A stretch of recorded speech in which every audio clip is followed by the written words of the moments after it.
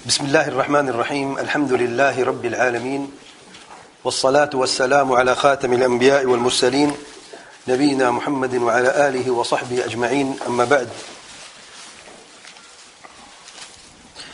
شرح السنة لإمام أهل السنة والجماعة الإمام أبي محمد الحسن بن علي بن خلف البربهاري رحمۃ اللہ علیہ. اس پیاری کتاب کی شرح کا درس جاری ہے. فضیلۃ الشیخ العلامہ صالح بن فوزان الفوزان حفظہ اللہ کی شرح سے ہم شرح کر رہے ہیں. آج کی نشست میں امام صاحب فرماتے ہیں: اعلموا ان الاسلام هو السنة والسنة هي الاسلام ولا يقوم احدهما الا بالاخر. اعلموا، یہ بات خوب جان لو، ان الاسلام، بے شک اسلام، هو السنت، سنت ہی ہے، والسنت، اور بے شک سنت، ہی الاسلام، اسلام ہی ہے، ولا يقوم احدهما الا بالآخر، اور یہ دونوں بغیر ایک یا دوسرے کے قائم نہیں ہو سکتے.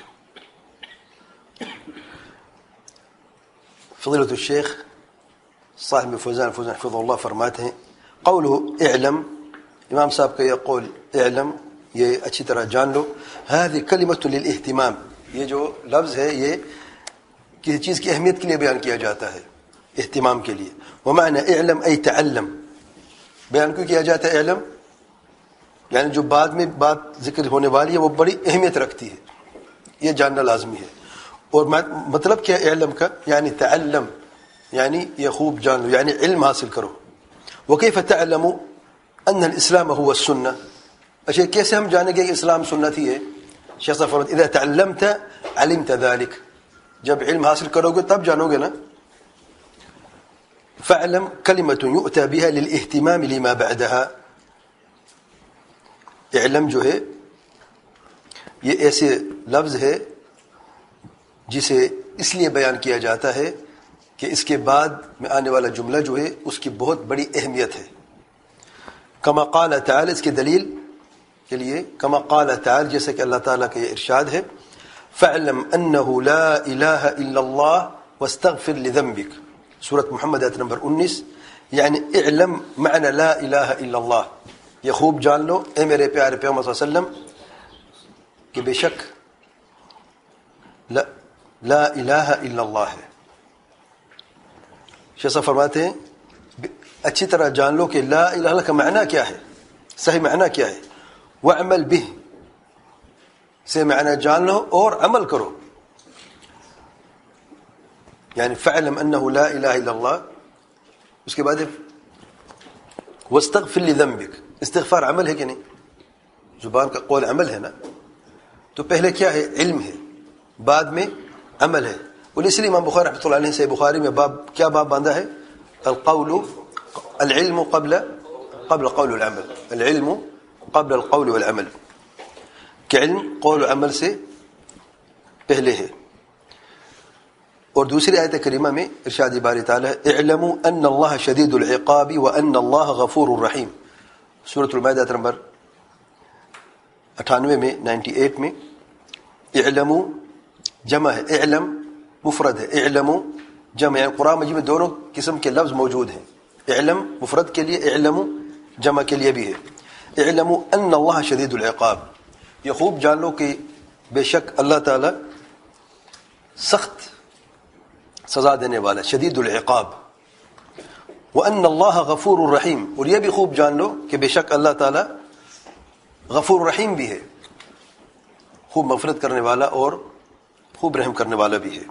فتأتی کلمۃ اعلم واعلموا للاہتمام لما بعدها، اس سے یہ ثابت ہوا کہ یہ دو لفظ جو ہیں اعلم اور اعلموا اس لیے بیان کیے جاتے ہیں کسی جملے میں تاکہ جو یہ پتہ چلے کہ جو اس کے بعد میں آنے والا جملہ ہے اس کی بہت بڑی اہمیت ہے. قوله، امام صاحب کا قول: الاسلام هو السنہ. آپ کے پاس کیا لکھا ہے؟ الاسلام ہوا سنت، ٹھیک کرے، الاسلام غلط ہے، الاسلام جیسے کہ اوپر متن میں ان الاسلام، یہ شاید پرنٹنگ میں غلطی ہوئی ہے، ضمہ نہیں ہے، اسلام فتحہ ہے کیونکہ جملہ امام صاحب کے اوپر سے لیا گیا، اعلموا ان، تو اسم ان ہے الاسلام، اگرچہ ظاہری ہوتا ہے کہ مبتدا ہے لیکن صحیح بات ہے کہ یہ متن سے لیا گیا ہے، تو متن جیسے ویسے پڑھا جاتا ہے، الاسلام هو السنت، اسلام ہی سنت ہے، والسنت ہی الاسلام، اور اس کے دوسرا ثبوت کیا ہے کہ ضمہ فتحہ ہونا چاہیے، والسنت، سنت پہ ضمہ نہیں ہے، اس سے مطلب یہ ہے کہ پرنٹنگ غلطی ہوئی ہے، اور صحیح بات یہ ہے کہ متن سے لیا گیا ہے، والسنت ہی الاسلام، یعنی صالح فوزان فقہ فرماتے ہیں اس کا مطلب یہ ہے الاسلام هو الطریقۃ التي جاء بها الرسول علیہ الصلاۃ والسلام، اسلام کیا ہے؟ یہ وہ راستہ ہے، وہ طریقہ ہے جسے اللہ تعالیٰ کے پیارے پیغمبر صلی اللہ علیہ وسلم لے کر آئے ہیں، جو آپ وسلم لے کر آئے ہیں کون سا راستہ ہے؟ اسے اسلام کہتے ہیں۔ اب دیکھیں اس کا ثبوت کیا ہے کہ جو راستہ جو طریقہ آپ وسلم لے کے آئے اسے اسلام کہتے ہیں۔ وکل الرسل جاءوا بالاسلام، جتنے بھی رسول ہیں وہ سب اسلام ہی لے کے آئے ہیں۔ فكل نبي دعا إلى الله وجاء بشريعة من عند الله فذلك هو الإسلام، ہر نبی جو اللہ تعالیٰ کی طرف، جس نے اللہ تعالیٰ کی طرف دعوت دی ہے اور اللہ تعالیٰ کی طرف سے شریعت لے کے آیا ہے، وہی اسلام ہے۔ نبی، ہر نبی کی دعوت اور ہر نبی کی شریعت اسلام ہی ہے۔ فالاسلام، اب اس ذرا انڈر لائن کر لینا، فالاسلام عبادت اللہ عز وجل وحدہ فی کل وقت بما شرعہ، اسلام کیا ہے؟ عبادت اللہ وحدہ، اللہ تعالیٰ کی عبادت، ایک اللہ تعالیٰ کی عبادت، فی کل وقت، ہر زمانے میں، ہر وقت میں، ہر زمانے میں، بما شرعہ، کس بنیاد پر عبادت کیسے کرنی ہے؟ اللہ تعالیٰ کی شریعت کے مطابق، بما شرعہ یعنی اپنی عقل، اپنی مرضی، اپنی خواہش نفس کے مطابق نہیں، کس چیز کی بنیاد پر عبادت کرنی ہے اللہ تعالیٰ کی؟ اللہ تعالیٰ کی شریعت کے مطابق۔ وقد شرع اللہ للانبیاء شرائع الى آجال، اب شریعت جو آئی ہے، جو ہر نبی لے کے آیا ہے، ہر نبی جو شریعت لے کے آیا ہے اس کے وقت محدد تھا، محدود مدت کے لیے تھا۔ آپ صلی اللہ سے پہلے انبیاء گزرے ہیں، ہر نبی کی شریعت تو موجود تھی، بنیادی دعوت توحید ہی کی تھی، اور جتنے بھی ان کے متبعین تھے یا قوم تھی اس نبی کی جو ایمان لے کے آئے ہیں، وہ نبی کی بات سنتے تھے، توحید پہ عمل بھی کرتے تھے، ایک اللہ کی عبادت بھی کرتے تھے، لیکن حکم کس کا مانتے تھے؟ شریعت کس کی تھی؟ اللہ تعالیٰ کی تھی، جو اس نبی کے ذریعے نے اللہ تعالیٰ نے ان لوگوں کی طرف نازل فرمائی ہے۔ ثم ينسخها، جو پچھلے انبیاء گزرے ہیں اللہ تعالیٰ کے پیارے پیغمبر صلی اللہ علیہ وسلم سے پہلے، ہر نبی کی اپنی شریعت تھی اور محدود مدت تک کے لیے تھی، پھر اللہ تعالیٰ نے اسے منسوخ کر دیا۔ ثم ينسخها، فإذا نسخت، جب پچھلے نبی کی شریعت منسوخ ہو جاتی ہے، كان العمل بالناسخ هو الاسلام، تو جو ناسخ شریعت ہے وہ اسلام بن جاتی ہے، جو منسوخ ہو اسلام نہیں ہوتی۔ سبحان اللہ، تو منسوخ کیا ہے؟ اب اسلام نہیں، اب اسلام کیا ہے؟ اب ناسخ شریعت ہے، وہ بھی تو اللہ کا دین تھا، وہ تھا، ہے نہیں، اب دین کیا ہے؟ اسلام کیا ہے؟ یہ ناسخ شریعت ہے۔ مثال کے طور پہ موسیٰ علیہ السلام کا دین اسلام تھا، یہودیت نہیں تھا، یاد رکھیں، یہودیت نصرانیت یہ لوگوں خود ساختہ الفاظ، خود ساختہ دین ہے۔ انبیاء کا دین، ان الدین عند اللہ الاسلام، اسلام ہمیشہ رہا ہے۔ موسیٰ علیہ السلام کی شریعت اسلام، دین اسلام۔ پھر جب انہوں نے تحریف کی ہے، یحرفون الکلم عن مواضعہ، اللہ تعالیٰ فرماتے تحریف کر تبدیل کیا، تو اللہ تعالیٰ نے تورات کو منسوخ کر کے انجیل نازل فرمایا۔ تورات اللہ کے کلام، انجیل بھی اللہ کے کلام، تورات موسیٰ علیہ السلام کی قوم کے لیے، انجیل عیسیٰ علیہ السلام کی قوم کے لیے۔ تو ایک اور رسول ایک نئی شریعت لے کے آیا علیہ الصلوۃ والسلام، جو تورات کی جو احکامات تھے وہ منسوخ ہو گئے۔ اب پہلے تورات اسلام تھی، اب انجیل اسلام ہے، جس نے انجیل کی مخالفت کی وہ اسلام سے خارج ہے۔ اگر تورات پہ بھی عمل کرتا ہے تو اب تورات پہ عمل کرنا جائز نہیں ہے، کیوں؟ شریعت منسوخ ہو چکی ہے۔ اب اللہ تعالیٰ کا دین، اللہ کی مرضی، اللہ تعالیٰ کا دین اللہ تعالیٰ کی مرضی سے، اللہ تعالیٰ کی شریعت ہے، جو چیز چاہے اللہ تعالیٰ حکم نازل کرے، جسے چاہے اللہ تعالیٰ منسوخ کر دے، اللہ کی مرضی ہے۔ ہمارے کیا ذمہ ہے؟ آمنا صدقنا، اپنا سر خم کر کے تسلیم ہم نے کرنا ہے۔ اسی طریقے سے انجیل عیسیٰ علیہ السلام پر نازل ہوئی اور جنہوں نے قبول کیا اور ایمان لے کے آئے وہ مسلمان تھے اپنے زمانے کے. اور پھر جب اس میں بھی تبدیلی آئی ہے، اللہ تعالیٰ کی حکمت ہے، اللہ تعالیٰ نے قرآن مجید نازل فرمایا اپنے سب سے آخری، سب سے پیارے، سب سے افضل نبی اور رسول سید مرسلین سید العالم صلی اللہ علیہ وسلم محمد صلی اللہ علیہ وسلم پر. تو تورات اور انجیل دونوں منسوخ ہو گئے اور ناسخ دین اسلام جو باقی رہا وہ ہے دین اسلام جو تا قیامت رہے گا. اب یہ شریعت منسوخ کبھی ہوگی نہیں. کیوں منسوخ نہیں ہوگی؟ کیوں اس کے بعد کوئی نبی آنے والا نہیں ہے. شیخ صاحب فرماتے ہیں الى ان نسخت تلك الشرائع بشریعت محمد صلی اللہ علیہ وسلم، ساری شریعتیں منسوخ ہو گئیں اللہ تعالیٰ کے پیارے محمد صلی اللہ علیہ وسلم کی شریعت سے.